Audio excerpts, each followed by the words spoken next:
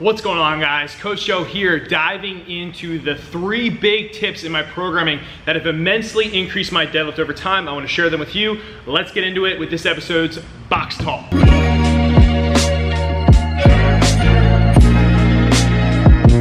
What's going on, guys? So if you didn't know, the deadlift by far is my worst lift up until this point, okay? So my bench was good, my squat, my overhead press was great, but my deadlift was always so much lower than it probably should have been, being 6'2", 245-pound male, okay, competitive strongman athlete.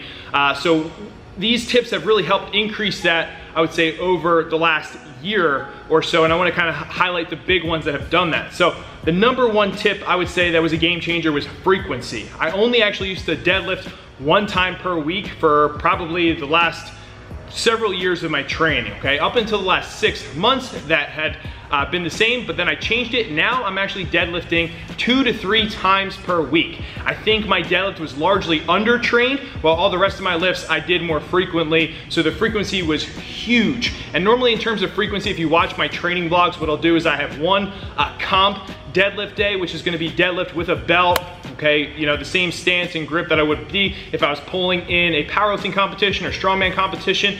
And then I'll do supplemental deadlift days where I can wear straps and all that stuff. Usually I don't have my belt because that's what's gonna help regulate the intensity of the lifting for that day.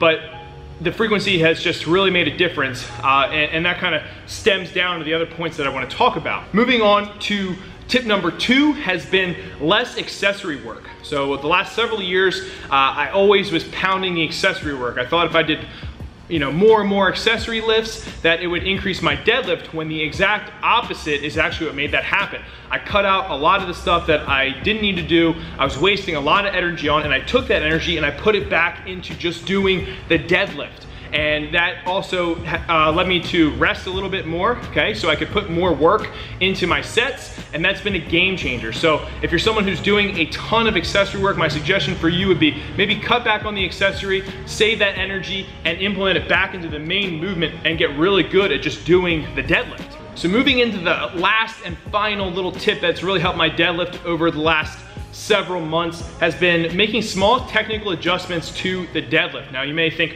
wow, the deadlift's really simple. All you're doing is picking something off the ground, which is true, but there's a lot of little aspects of it that can be game changers for people. And you know that somebody could deadlift completely different than the person next to them. You could deadlift different from me. What works for you may not work for me. And this is all based off of just the way we were designed, okay? My arms, my legs, you know, different aspects of the body, and just how we pull muscle group wise. So for me, I noticed that my stance when I first had started was wider, okay? So I started bringing my feet in for a more narrow stance, and I actually try to keep my toes slightly pointed outwards. Although it's tough to see, I am trying to actively do that.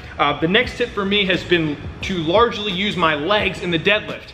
When I first started deadlifting, I was always using my back and never utilizing my legs. My legs are very strong, and if I can, you know, use that leg strength and power that I have, it's only gonna help increase my deadlift. So leg drive and building that mind-muscle connection of using the legs properly in the pull has been a game changer. And I also feel like my lower back isn't getting as injured as much, is not as fatigued anymore, because I'm really utilizing these big legs that I have. The third and final one for my technical little tweak has been keeping a really smooth bar path. Now you guys know I was an Olympic lifter in the past, and in Olympic lifting, we actually always want to have our shoulders over the bar, or that's at least how I do my Olympic lifts.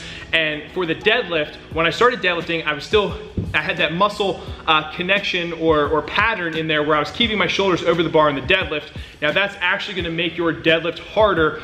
So just taking months to correct that small little minute detail of keeping that bar path straight up and down without having my shoulders over the bar. Still not perfect, but it's come a long way, has been huge. So hopefully you guys enjoyed some of these tips. Okay, maybe it can help you with your training, maybe not. Like I said, this all pertains to me as an athlete, but over the last year and a half, okay, my deadlift has gone up so much just on the sheer fact of increasing my frequency, okay, cutting out the excess BS of the accessory movements, putting that energy back into the main lift, and small technical adjustments in the deadlift, and it's been night and day. Subscribe, okay, to the channel. Lots of good stuff coming out, good feedback on the channel. I'm really trying to up my video content for you guys, editing skills, and bring something unique to the table, all right? So until then, stay lean, mean, strength machines. Catch you guys later.